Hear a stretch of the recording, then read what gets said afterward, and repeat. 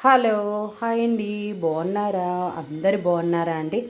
మరి ఈరోజు నేనండి లంచ్లోకి ఏం కూర చేశానంటే చక్కగా సోయా చేశానండి. సోయా గ్రేవీలా చేశానండి. మనం పన్నీరు, తర్వాత క్యాప్సికము, మష్రూము ఇవన్నీ మనం వండుకుంటుంటాం కదండి. అలానే నేను సోయా చేశానండి. సోయా కూర చాలా మంచిదండి. దీనివల్ల కూడా చాలా ఫైబర్ వస్తుంది. రుచిగా కూడా చాలా బాగుంటుంది. ఇందులో అన్నీ మనం సేమ్ టు సేమ్ ఎలా అంటే ఇప్పుడు చెప్పాను కదా, మనము క్యాప్సికంలోని తర్వాత మష్రూమ్లోని ఎలా వేసుకొని మనము ఈ మసాలాను రెడీ చేసుకొని కూరని ఎలా రెడీ చేసుకుంటామో సేమ్ టు సేమ్ అదే మోడల్ అండి. కాకపోతే ఏంటంటే సోయా కూడా చాలా టేస్ట్ బాగుంటుందండి. మనం వాటర్లో వేసి కాసేపు అయిన తర్వాత మనం పిండి తిన్నట్టయితే కూడా చాలా రుచిగా ఉంటుంది. వాటిని ఫ్రై చేసుకున్నా కూడా అంతే రుచిగా ఉంటుంది. కానీ కర్రీ చేసుకుంటే ఇంకా బాగుంటుందండి. మరి దీనివల్ల మనకు చాలా ఉపయోగాలు ఉన్నాయి. పెద్దవాళ్ళకే కాదండి, చిన్నపిల్లలకు కూడా పెట్టవచ్చండి.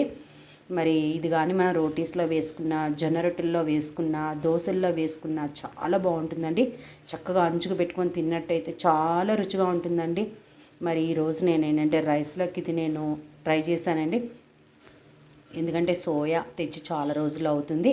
మరి ఈరోజు అవి ఎదురుగా కనబడుతున్నాయి, తీసి వండుకొని తింటే చాలా బాగుంటుందని చెప్పి ఆలోచనతో చేశానండి. మరి మా సోయ కూర కూడా అయిపోయిందండి. మరి ఇప్పుడు మేము తీసుకొని తింటామే అనమాట. మరి మీరు మీ ఇంట్లో ఏం కూరలు చేశారో, ఏం చేశారో అనేది నాకు కామెంట్ బాక్స్లో కొంచెం తెలియచేయండి. అలాగే నా సోయా కూర కూడా ఎలా ఉంది, చూస్తుంటే మీకు ఏమనిపిస్తుంది అనేది నాకు కామెంట్ బాక్స్లోకి వచ్చి కొంచెం కామెంట్స్ పెట్టండి. మరి నచ్చిందా అండి ఈరోజు? మరి నచ్చినట్టయితే తప్పకుండా లైక్ చేసుకోండి, షేర్ చేసుకోండి, సబ్స్క్రైబ్ చేయండి. అలాగే కామెంట్ బాక్స్లో ఎలా ఉందనేది కూడా తెలియచేయండి.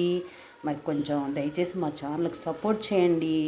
నేను రెడీ చేసి నేను పెడుతున్నాను. కాకపోతే ఏంటంటే అది చేసే విధానం ఏంటనేది కూడా మీకు తెలియపరుస్తున్నానండి.